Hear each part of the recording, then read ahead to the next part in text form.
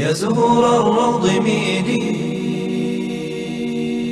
أسمعي ليلي نشيدي، واملئي قلبي سرورا وله اللحن أعيدي. الحمد لله والصلاة والسلام على رسول الله اما بعد.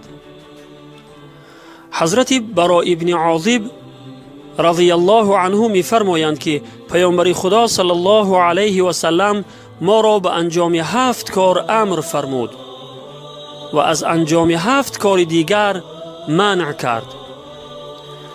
آنچه به آن امر کرد اینهایند: یکم، از پس جنازه رفتن، یعنی شرکت کردن در نماز جنازه و یاری دادن در حمل و نقل تابوت تا به قبرستان و غیره. دوم، عیادت مریض، یعنی خبرگیری بیمار و احوال پرسی از او. سوم، قبول دعوت، یعنی دعوت به سوی طعام به شرطی که در آنجا هیچ کار خلاف شرعی نباشد. چهارم، کمک و یاری مظلوم، یعنی با گفتار و کردار ظلم را از سر مظلوم برطرف کردن. پنجم، پاسخ دادن به سلام. ششم، جواب عطسه، یعنی عطسه زننده اگر الحمدلله گوید در جوابش یرحمک الله گفتن. هفتم، وفا کردن به عهد و پیمان. و کارهایی که از آنها منع کرد اینهایند: یکم، استفاده از ظرفهای نقرگین.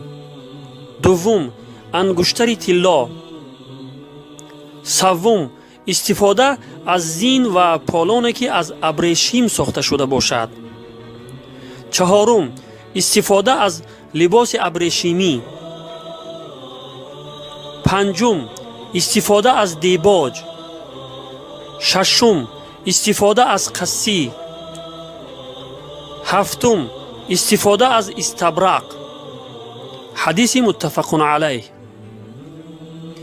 ابریشم ماده است که کرم ابریشم از درون خود به شکل رشته بسیار باریک می برآورد و با آن لانه تخم شکل برای خود می سازد که پیله نامیده می شود.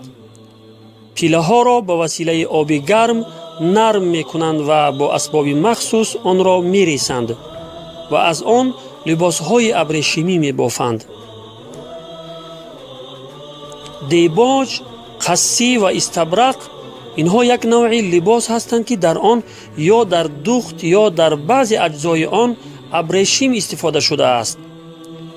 چهارم چیزی که پیامبر خدا صلی الله علیه و سلم از آن منع کرده اند، یعنی استفاده از لباس ابریشمی، این 3 نوع لباس را شامل است، ولی پیامبر خدا صلی الله علیه و سلم خصوصی نام گرفته استفاده از این 3 نوع لباس را منع کردند تا در دل کسی وهمی نآید که شاید این 3 نوع لباس که کلاً از ابریشم نیستند استفاده از آن درست باشد، بلکه هر نوع لباسی که جزئی از آن ابریشم باشد یا با ابریشم بافته شده باشد فرقی ندارد.